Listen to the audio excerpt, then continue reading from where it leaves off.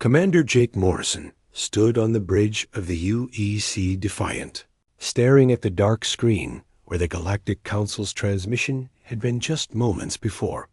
The silence that followed was deeper than the vacuum of space around them. No more. Messages would come from the heart of galactic civilization. The ancient enemy had returned, and everything was falling apart. 3 weeks had passed since the void swarm emerged from the galactic core like a black tide of death. Jake had watched the reports come in one by one, each more terrible than the other. Last, the mighty Zellarian Empire, masters of pure energy who could reshape stars with their minds, had fallen in less than 4 days. Their golden fleets, each ship the size of a small moon, were now twisted metal drifting in the dark. The Corvin Federation had lasted only slightly longer. Their incredible machines that could think faster than any living mind had turned against them in the end. Jake had seen the final transmission from their capital world before the signal cut to static. The Corvin commander's last words still echoed in his mind. They learn too fast. They become us. Even the ethereal collective, the strange beings, who lived mostly as pure thought and claimed to see the future, had simply vanished. One day, their crystal cities hummed with psychic energy across 100 worlds. The next day, nothing.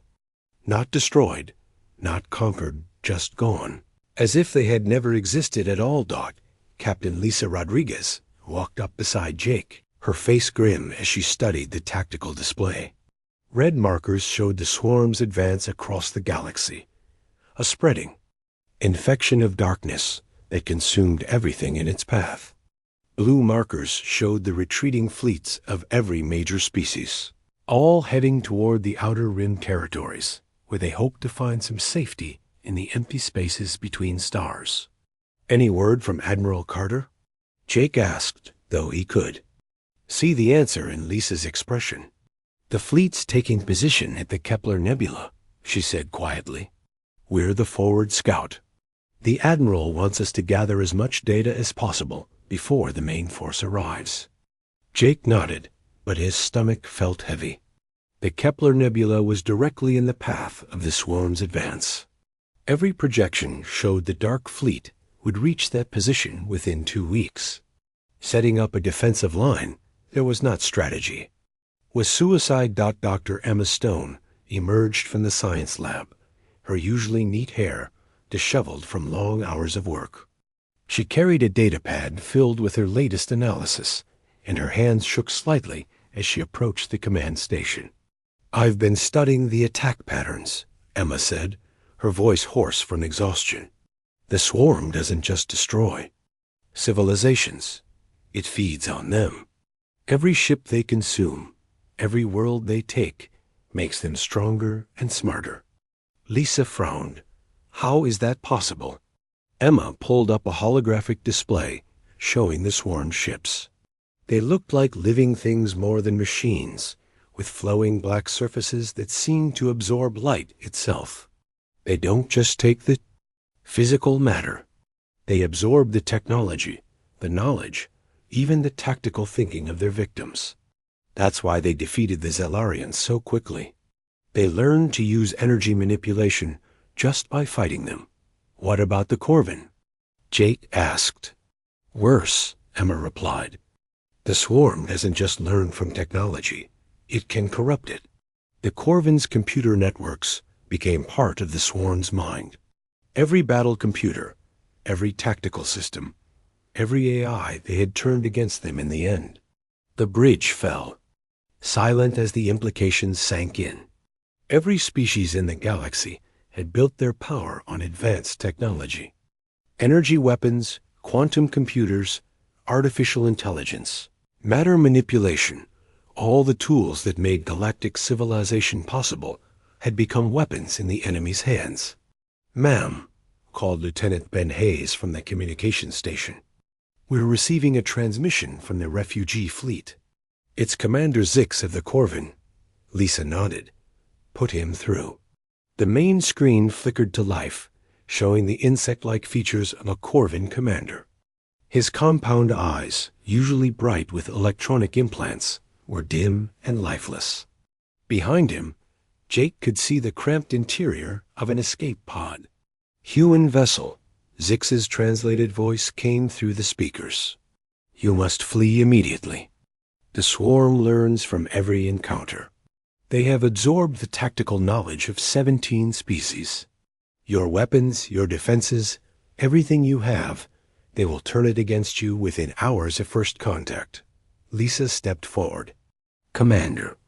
"Zix, we appreciate the warning, but we're not running." The alien's mandibles clicked in what Jake recognized as distress. "You do not understand. My people created the most advanced battle computers in the galaxy. We could calculate victory against any enemy in microseconds. The swarm corrupted our calculations. They made our own minds lie to us." "How?"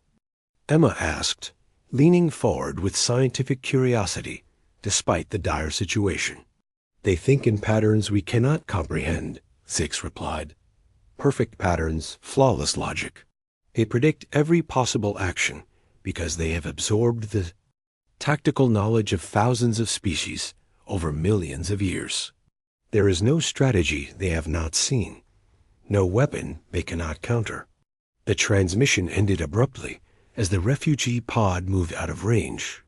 The bridge crew stood in stunned silence, absorbing the weight of what they had learned. They were not just facing an enemy, they were facing the accumulated military knowledge of an entire galaxy. "Captain," Jake said quietly, "maybe we should reconsider our position." Lisa was quiet for a long moment, staring at the tactical display. The red markers showed the swarm's fleet, now only 6 days away from their position. Every logical analysis said they should retreat. Every tactical manual ever written said you never fought an enemy that held every possible advantage. "No," Lisa said finally. "We're staying." Jake blinked in surprise. "Ma'am?" "Look at this display," Lisa said, pointing to the scattered blue. "Markers representing the fleeing alien fleets. Every species in the galaxy is running toward the outer rim. You know what's in the outer rim? Our colonies. Human families. Children who have never seen Earth but call those worlds home." Emma nodded slowly, understanding. "If we run, we're just leading the swarm directly to them." "Exactly," Lisa said. "Besides, I keep thinking about what Commander Zix said. The swarm has absorbed the tactical knowledge of thousands of species, but they've never fought humans before." Ben Hayes looked up from his station with a puzzled expression. "Ma'am, how is that an advantage? We're the newest species in the galaxy. Our weapons are primitive compared to the Zalarians. Our computers are toys next to Corvin technology." Lisa smiled for the first time in days, and Jake saw something in her expression that reminded him why he had followed her through a dozen battles. "Maybe that's exactly what we need, Ben. Maybe primitive is what wins this war." Jake felt a spark of hope, small but growing. "You think our backward technology might actually work against them?" "I think," Lisa said, "that we're about to find out. Emma, I want you to analyze every human weapon system we have. Not compared to alien technology, compared to the swarm's known responses. Look for anything they might not expect." Emma's eyes lit up with understanding. "If they predict based on patterns from other species, and we do things no other species would do, ...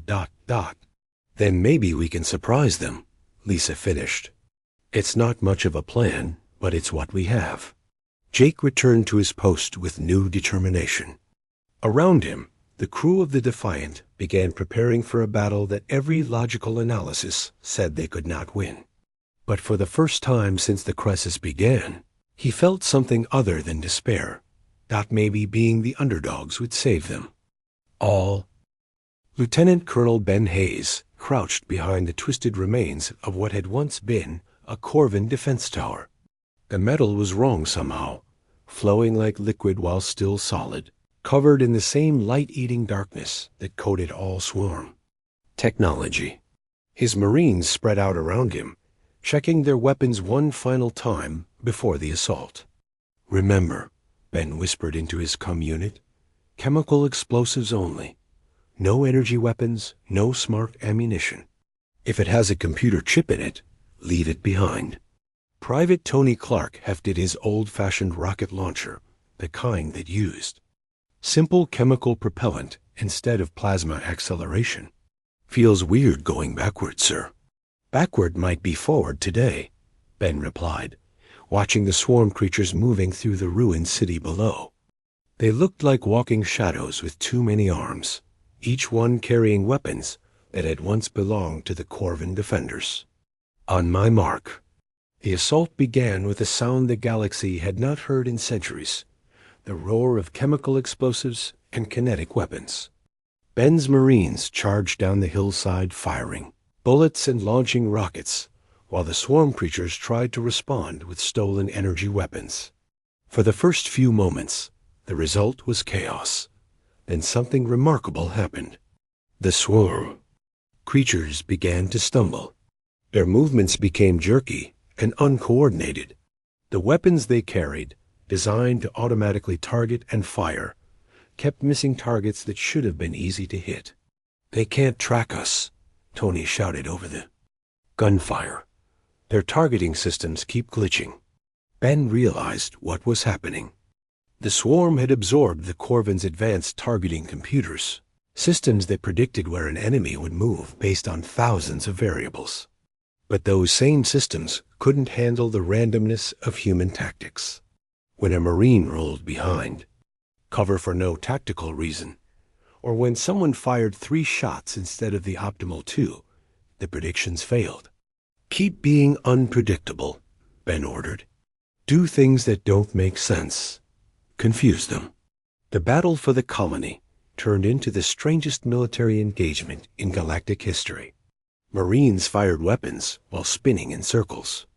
They charged when they should have retreated, and retreated when they had advantage. They threw rocks at enemies armed with plasma cannons and used flamethrowers against opponents who could manipulate matter at the molecular level. It worked. The swarm creatures fell back in disorder, their perfect coordination broken by actions they could not predict or understand. Meanwhile, aboard the U's Defiant, Captain Lisa Rodriguez coordinated with the few alien commanders who had not fled the sector. The main display showed a dozen ships holding position around the nebula, a pitiful force compared to the dark fleet approaching them. Commander Zix appeared on screen again, this time speaking from the bridge of a battered Corvan escort ship. "Captain Rodriguez, my remaining vessels are at your disposal, but I must warn you, our weapon systems are compromised. The swarm corruption spreads through any advanced network. Then we disconnect the networks," Lisa said simply. "Manual targeting, chemical propulsion, mechanical systems only." The Corvan commander's compound eyes flickered with disbelief. "You cannot be serious. Manual targeting against enemies moving at relativistic speeds? It is impossible." "Maybe," Lisa admitted, "but impossible is better than certain defeat. Can your people handle manual controls?" There was a long pause before Zix replied. "My gunners have not used manual systems since basic training decades ago. But yes, we can try." Dr. Emma Stone looked up from her analysis station with excitement in her eyes. "Lisa, I think I understand why Ben's ground assault worked. The swarm processes information in perfect mathematical patterns. When we do something truly random, something no logical tactical system would recommend, their processing systems have to work harder to compensate. Like throwing a wrench into a computer," Lisa mused. "Exactly. And if we can do it on a large enough scale, with enough ships acting completely unpredictably." Lisa's tactical mind immediately saw the possibilities. "We could overload their coordination systems." Another transmission came through, this one from Captain Nora Walsh, commanding the human destroyer Lightning. "Ma'am, we have 3 more alien ships requesting permission to join the defensive line. They're from species I've never heard of, the Grawl, the Vorthen, and something called the Mud People. Lisa frowned. I don't recognize those names either. Emma quickly accessed the galactic database. They're all classified as primitive species by the Galactic Council. Limited technology, no advanced AI systems, still using chemical propulsion and kinetic weapons. In other words, Lisa said with growing understanding, they fight like we do. The alien ships that joined the human fleet were unlike anything in the standard galactic navy. The Grawl vessels looked like flying rocks held together with metal. Cables. The Vorthen ships were sleek, but clearly built with simple technology. The Mud People, whose real name was apparently unpronounceable in human speech, flew craft that seemed to be grown rather than built. Captain Walsh coordinated the expanding fleet, while Lisa worked with Emma to develop what they started calling chaos tactics. The basic principle was simple: do the unexpected, the illogical, the tactically unsound. If the swarm predicted based on optimal tactics, then optimal tactics were exactly what they should not use. We need to think like children playing war. Games, Emma explained to the gathered ship commanders during their strategy session. No rules, no logic, just pure creativity. Commander Zix, who had become something of a convert to human methods after seeing his Marines succeed using their Rhine techniques, offered a suggestion. My people have ancient war songs from before we developed battle computers. Perhaps randomness is not enough, perhaps we need what you humans call style. The idea spread through the fleet like wildfire. Each ship began developing its own unique approach to the coming battle. The Lightning's crew decided they would fire all weapons simultaneously every 30 seconds, regardless of whether they had targets. The Corvin ship would fly in complex mathematical patterns that followed no military logic. The Grawl vessels would ram any enemy ship they encountered, trusting their rock-solid construction to see them through. Then, Hayes reported back from the surface that the swarm ground forces were in full retreat. His Marines had liberated 3 colonies using nothing but chemical weapons, determination, and tactics that violated every rule in the military handbook. The key is not just being random, Van explained during the fleet briefing. It's being human. These creatures have absorbed the tactical knowledge of thousands of species, but they've never faced an enemy that fights for reasons beyond logic. What do you mean? Asked Commander Zix. I mean, we don't just fight to win, Van said. We fight because we're angry. We fight because we're scared. We fight because we refuse to let anyone hurt our friends. That's not something you can predict. With math. As the swarm fleet approached the nebula, now only 2 days away, the small defensive force prepared for battle. Ships that should never have worked together, coordinated through simple radio signals instead of quantum networks. Weapons that belonged in museums stood ready beside alien technology centuries more advanced, that Lisa stood on the bridge of the Defiant, watching her unlikely fleet take positions around the nebula. 17 ships from 6 different species, most of them considered primitives by galactic standards, preparing to face an enemy that had conquered civilizations spanning millions of years. Emma, she said quietly, what are our chances? Dr. Stone looked at her calculations one more time. Mathematically? 0. We have no business surviving the next 48 hours. Lisa smiled. Good. The swarm thinks the same way. Let's show them what happens when math meets human stubbornness. The dark fleet emerged from hyperspace, like a spreading stain against the stars. The real war was about to begin.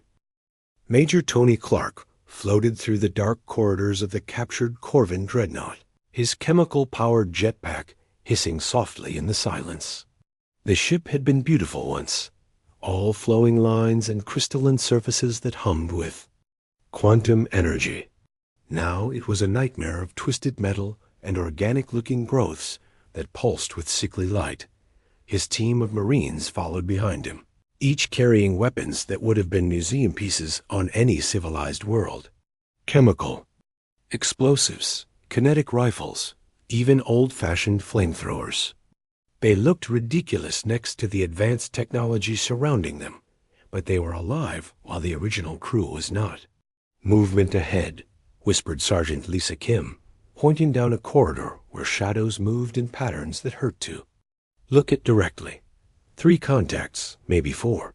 Tony raised his hand for silence and watched the swarm creatures carefully.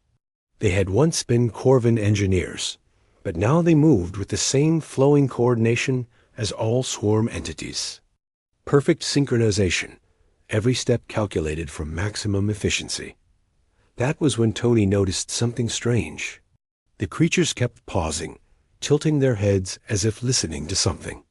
Their movements, usually so smooth, became jerky.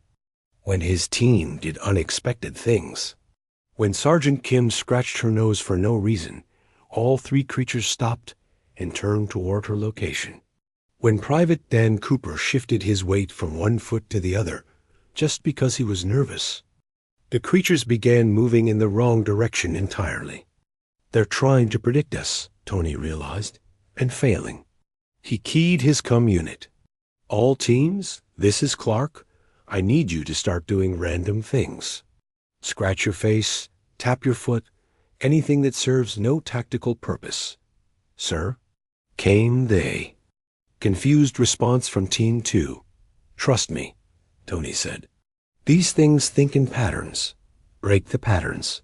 What happened next was the strangest military operation in galactic history. Marines began humming songs while they advanced. They took unnecessary steps, paused to retie already tight bootlaces, and fired warning shots at empty air. The swarm creatures, faced with actions that served no logical purpose, began to malfunction. Their perfect coordination broke down. Some creatures moved too fast, others too slow. They bumped into each other, something Tony had never seen swarm. Entities do. Most importantly, they stopped being able to predict where the humans would go next. "It's working," reported Team 3 leader Corporal Amy Foster. "The targets are acting confused. They keep looking around like they lost something." Tony felt a surge of excitement. "That's because they have lost something. They've lost their ability to predict us. Keep being random, people. The more nonsensical, the better." The boarding action that should have been a massacre became a rout. The swarm creatures, for the first time since the invasion began, retreated from human forces. They fell back through the ship's corridors in disorder, their movements no longer perfectly synchronized out. Meanwhile, the space battle around the Kepler Nebula had begun with results that shocked both sides. The small fleet of human and allied ships faced off against a swarm formation that outgunned them 1,000 to 1. By every rule of space warfare, the engagement should have lasted minutes. Instead, it had been going on for 6 hours, and the humans were winning. Captain Lisa Rodriguez watched from the bridge of the Defiant as her chaotic battle plan unfolded across the tactical display. Each ship in her fleet was doing something completely different and utterly unpredictable.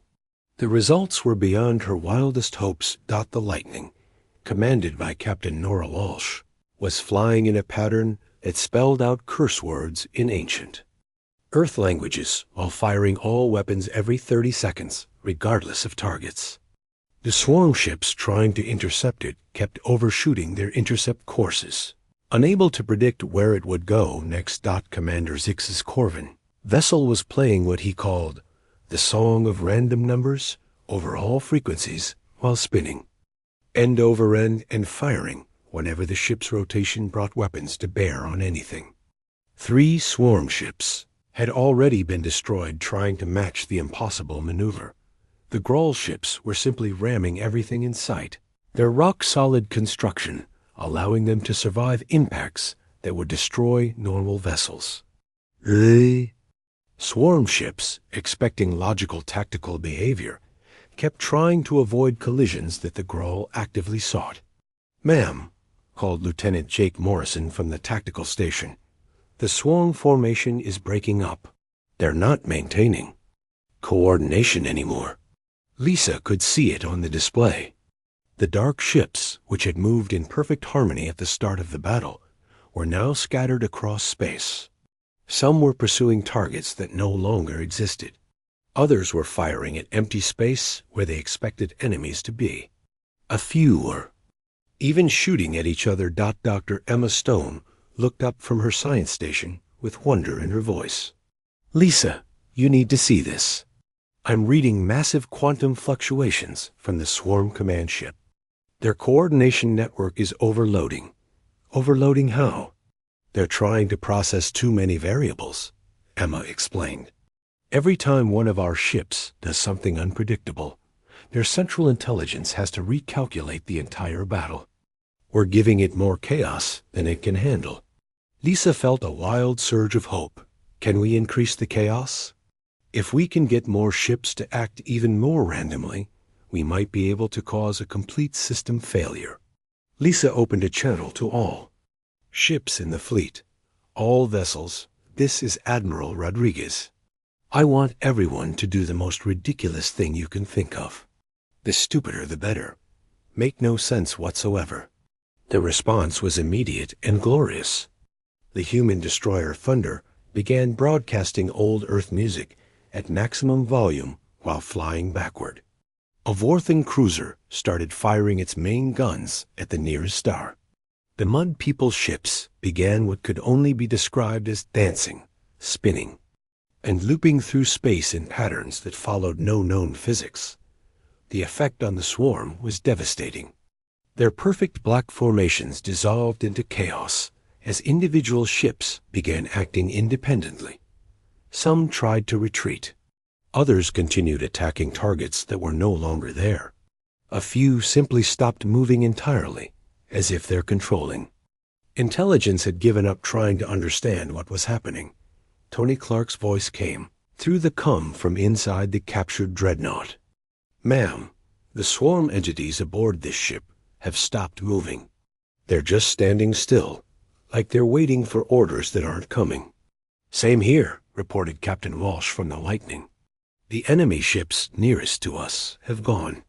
Dark. No movement, no weapons fire, nothing." Emma studied her readings with growing excitement.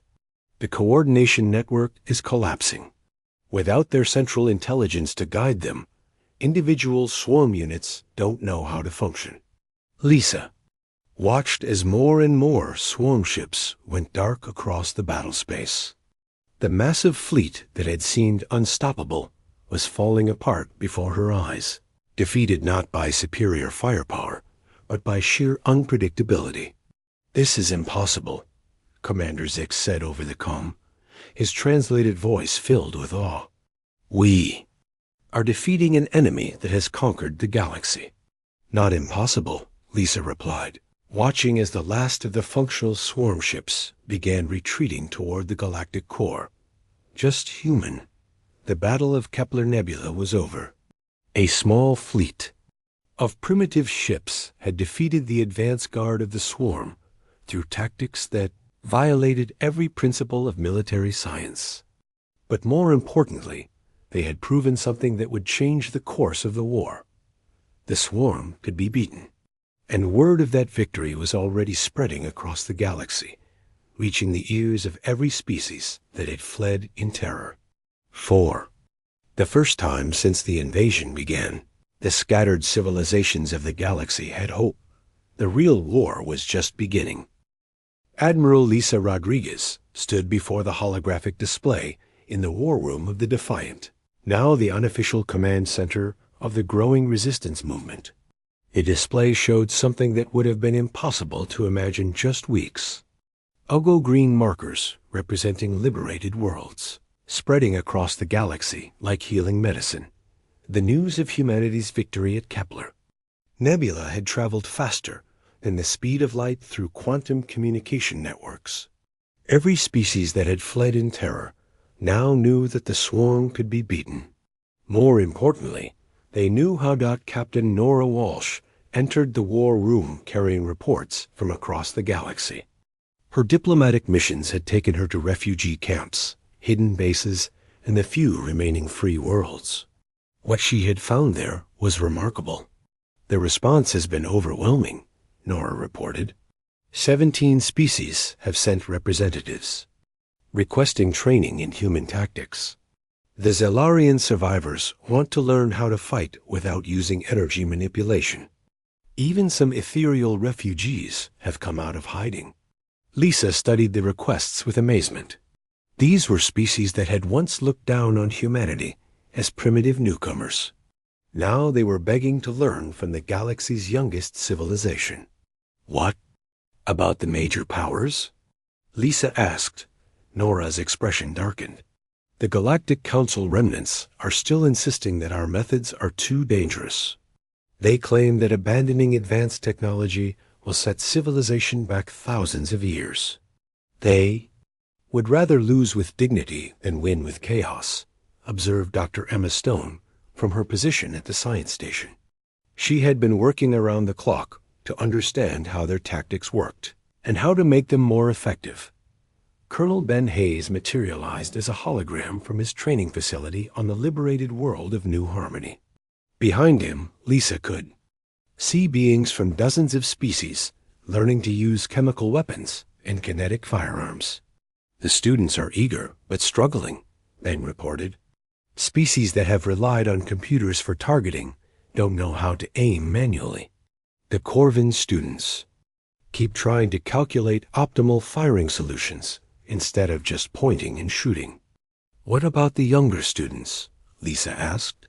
She had suggested that they focus on training the equivalent of teenagers from various species, beings who had not yet become completely dependent on advanced technology. Ben's weathered face broke into a smile. They're naturals.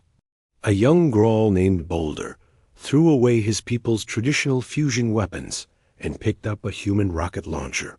He says it feels more honest. Evorthan youth love our chemical explosives. They call them pure fire. Emma looked up from her work with excitement. Ben, I've been developing something that might help your advanced students. I call them chaos field generators. Chaos fields? Ben asked. Devices that introduce random variables into any system they're connected to, Emma explained. If we attach them to alien weapons and targeting systems, those systems become unpredictable. The swarm can't counter what they can't predict. Lisa felt a surge of hope. How quickly can we produce them? With help from the liberated Corvin manufacturing facilities, we could have thousands ready within days. The strategic implications were enormous. If they could make advanced alien technology unpredictable, they could convince the more reluctant species to join the fight without abandoning their technological advantages entirely. Do it, Lisa ordered, and get samples to every species representative. Show them they don't have to choose between winning and keeping their technology. 3 days later, the first major test of galaxy-wide resistance tactics took place at the Nexus Point, a massive swarm facility in what had once been Zelarian space. The enemy had built a colossal structure there, something that looked like a twisted version of a space station, crossed with a living organism. Intelligence reports suggested it was a processing center where captured technology was analyzed and absorbed into the swarm's collective knowledge. Admiral Ryan Carter, who had been organizing the human fleet since the crisis began, coordinated the assault from his flagship Defiance. The attacking force was unlike anything seen in galactic history. Ships from 20 different species, using a combination of primitive weapons, advanced technology modified with chaos field generators, and tactics that violated every principle of military science. The battle began with the human destroyer Fury broadcasting children's nursery rhymes while firing nuclear missiles in random directions. As swarm defenders, expecting logical attack patterns, positioned themselves to intercept missiles that were never aimed at them in the first place. A squadron of modified Corvin fighters, their targeting computers randomized by chaos field generators, began what their pilots called the Dance of Confusion. They flew in patterns inspired by ancient Corvin mating rituals, while their weapons fired whenever the dance moves called for it. The result was devastating to swarm interceptors trying to predict their movements. The Zellarian survivors led by a young commander named Flame That Burns Brightest, had learned to use their energy manipulation abilities in ways that defied their own training. Instead of precise, calculated energy blasts, they began throwing wild storms of power that changed direction and intensity randomly. The swarm's defensive systems, designed to counter organized energy attacks, were helpless against pure chaos. Captain Tony Clark, now commanding his own ship after his success in boarding actions, led a group of vessels in what he called the Stupidity Charge. His ships flew directly at the most heavily defended sections of the Nexus Point, while doing everything wrong, flying upside down, spinning randomly, firing at empty space, even playing music over open communication channels. The swarm's defensive grid, one of the most sophisticated ever created, simply collapsed. It had been designed to counter logical attacks by beings who wanted to survive. It had no response to attackers who seemed determined to do everything as incorrectly as possible. Dr. Emma Stone, monitoring the battle from the Defiant, watched the swarm's coordination networks fail one by one. "It's working beyond our best projections," she reported to Lisa. "The chaos field generators are creating so much random interference that the swarm can't maintain centralized control." The boarding actions were even more successful than the space battle. Teams of mixed-species Marines stormed the Nexus Point, using weapons and tactics that seemed to come from a dozen different wars fought across galactic history. Human soldiers with chemical weapons fought alongside Grawl warriors using clubs and rocks. Corvin engineers, their suits modified to malfunction randomly, confused swarm defenders with unpredictable movement patterns. Sergeant Lisa Kim, leading one of the assault teams, found herself fighting through a chamber filled with captured technology from hundreds of civilizations. The swarm had been cataloging and analyzing every weapon, every defensive system, every tactical doctrine they had encountered. "This is their library," she realized, speaking into her comm unit. "They've been collecting the knowledge of every species they've defeated. Then let's give them some knowledge they'll never forget," replied Major Dan Cooper from another section of the facility. His team had discovered the Nexus Point's power core, a massive structure that pulsed with dark energy. The destruction of the Nexus Point sent shockwaves through the swarm network across the galaxy.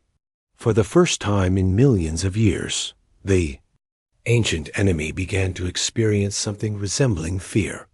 Their perfect coordination was breaking down. Their ability to predict and counter enemy actions was failing. Most disturbing of all, the younger species they had dismissed as primitive were teaching the older civilizations how to fight in ways the swarm had never encountered. Admiral Rodriguez received reports from across the galaxy as the news of the Nexus Point victory spread. Worlds that had been under swarm control for weeks began reporting successful uprisings. Refugee fleets stopped running and started forming into attack groups. Even the proud remnants of the Galactic Council began requesting chaos field generators. And human military advisors. The tide of the war had turned completely. The swarm, which had seemed unstoppable just months ago, was now in full retreat toward the galactic core. Behind them, they left a galaxy that was learning to fight like humans, with creativity, courage, and just enough chaos to make victory possible. Captain Jake Morrison stood on the observation deck of the rebuilt station at Kepler Nebula, watching ships from 30 different species conduct joint patrols along the edge of the galactic core. 6 months had passed since the destruction of the Nexus Point, and the swarm's retreat had turned into a complete withdrawal to the deepest regions of the galaxy. The station itself was a symbol of how much had changed. Built using a combination of human engineering, Corvin manufacturing techniques, and Zellarian energy manipulation, it looked nothing like the sterile perfection of old Galactic Council architecture. Instead, it had a rough, practical beauty that reflected the spirit of the new alliance. Admiral Lisa Rodriguez approached from the command center, carrying reports from the Liberation fleets still working to free the last swarm-occupied worlds. Her face showed the exhaustion of months of constant warfare, but her eyes held a satisfaction that Jake had never seen before. The last swarm stronghold in the Outer Rim fell this morning, Lisa announced. Captain Walsh's fleet liberated the Vorthan homeworld using a tactic she calls aggressive dancing. Apparently, the swarm defenders couldn't figure out how to counter battleships that waltzed while firing their main guns. Jake laughed despite himself. The old Galactic Council would have called that impossible. The old Galactic Council would have called most of what we've done impossible, Lisa replied. That's why they lost and we won. Dr. Emma Stone emerged from the science labs, where she had been working with researchers from across the galaxy to understand the full scope of what they had accomplished. Her latest project involved studying the swarm technology left behind on liberated worlds, trying to understand how the ancient enemy had operated for so long. I have the final analysis of the swarm's collective intelligence, Emma reported. It's even more remarkable than we thought. The entity we fought had absorbed the knowledge of thousands of civilizations over millions of years. Every tactical doctrine, every weapon design, every strategic concept ever developed by galactic civilization was part of its memory. But it couldn't handle chaos, Jake observed. More than that, Emma said with excitement. It couldn't handle the idea that beings would fight for reasons beyond logic. The swarm understood survival instincts, territorial drives, resource competition, all. The rational reasons for conflict. What it never learned to predict was beings who fight because they care about others. Lisa nodded thoughtfully. That's why the breakthrough came when we started fighting like humans instead of trying to fight. Like the advanced species. We brought something new to the galaxy, the idea that you don't need a logical reason to risk everything for strangers. The liberation efforts had revealed the true cost of the swarm invasion. Entire species had been reduced to scattered survivors. The Corvin, once masters of computational warfare, numbered fewer than 1 million across all their scattered fleets. The proud Zellarian Empire existed now only in refugee camps and small colonies. Even the mysterious ethereal collective had lost most of their population, though the survivors claimed their people had not died, but had moved beyond physical existence to continue fighting the swarm on some other level. Captain Nora Walsh arrived at the station aboard her ship Lightning, now serving as a mobile embassy for the new galactic government. She had spent the past month visiting refugee settlements and liberated worlds, helping to coordinate the massive effort to rebuild civilization. The Constitutional Convention is ready to begin, Nora announced. Representatives from 47 species have agreed to participate. Even some of the old Galactic Council members want to join, though they're insisting on keeping their traditional voting privileges. Lisa's expression hardened. Absolutely not. The old system is what made the swarm invasion possible in the first place. When you rank species by technological advancement, you create a hierarchy that makes everyone predictable. The Constitutional Convention took place aboard a massive space station constructed specifically for the purpose, using resources donated by every surviving civilization. The design deliberately avoided the imposing grandeur of the old Galactic Council chambers.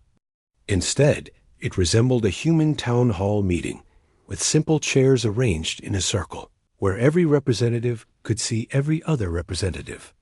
Colonel Ben Hayes attended as the military advisor, bringing with him young officers from dozens of species who had learned to fight using human tactics. These beings, who had grown up during the war, fought differently than their elders. They understood that cooperation was more important than technological superiority. The debates were intense but productive. The old species wanted to maintain their traditional advantages.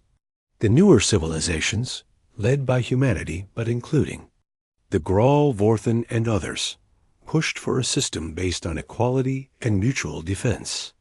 The Zellarian delegation demands recognition of our energy manipulation superiority, declared flame that burns brightest during one heated session. Our abilities are beyond the comprehension of lesser species. Your abilities couldn't save you from the swarm, replied Commander Boulder of the Grawl, his rocky voice carrying across the chamber.